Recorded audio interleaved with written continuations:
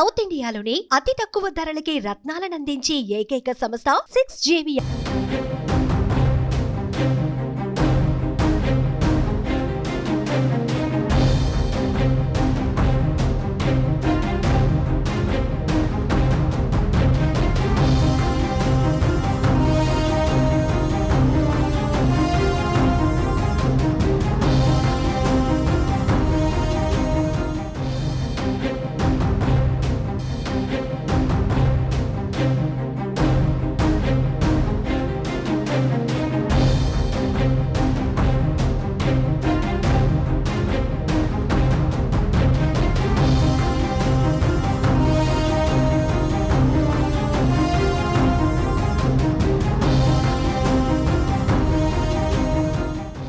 తెలుగు రాష్ట్రాల్లో సంచలనం సృష్టించిన ఓటుకు నోటు కేసుకు సంబంధించి సుప్రీంకోర్టులో విచారణ జరిగింది. ఈ కేసులో చంద్రబాబును నిందితుడిగా చేర్చాలని, అలాగే కేసును సిబిఐకి అప్పగించాలని వైసీపీ ఎమ్మెల్యే ఆళ్ల రామకృష్ణారెడ్డి వేసిన పిటిషన్పై ధర్మాసనం విచారణ జరిపింది.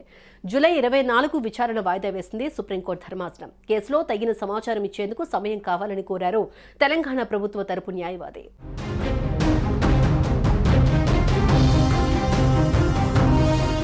ఓటుకు నోటు వ్యవహారంపై సిబిఐ విచారణ చేపట్టాలన్న మంగళగిరి ఎమ్మెల్యే ఆళ్ల రామకృష్ణారెడ్డి పిటిషన్పై విచారణ మరోసారి వాయిదా పడింది.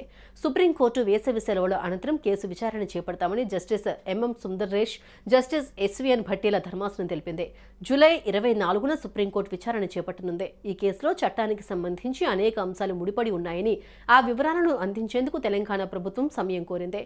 2 వారాల్లో కేసుతో ముడిపడి ఉన్న చట్టపరమైన అంశాలతో కూడిన వివరాలను అందించేందుకు తెలంగాణ ప్రభుత్వం సమయం కోరింది. 2 వారాల తర్వాత సుప్రీంకోర్టుకు వేసవి సెలవులు వస్తున్నాయని, కేసు విచారణ పూర్తి స్థాయిలో జరగడానికి అవకాశం లేదు కాబట్టి సెలవుల అనంతరం తీసుకోవాలని సీనియర్ న్యాయవాది సిద్ధార్థ లూథ్రా కోర్టును కోరారు.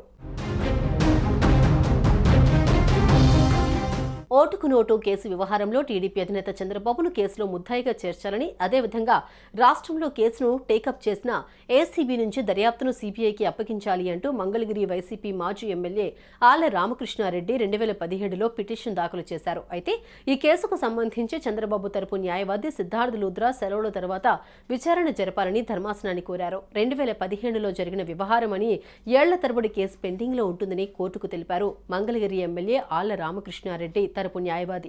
అయితే ఏపీ ఎన్నికలకు నోటిఫికేషన్ వెలువడనున్న రోజే ఈ కేసు విచారణకు రావడం గమనార్హం. 2 ఏళ్ల నుంచి సాగుతున్న ఈ కేసును సుప్రీంకోర్టు మరోసారి వాయిదా వేసింది. వేసవి సెలవుల అనంతరం తిరిగి విచారణ చేపట్టనుంది.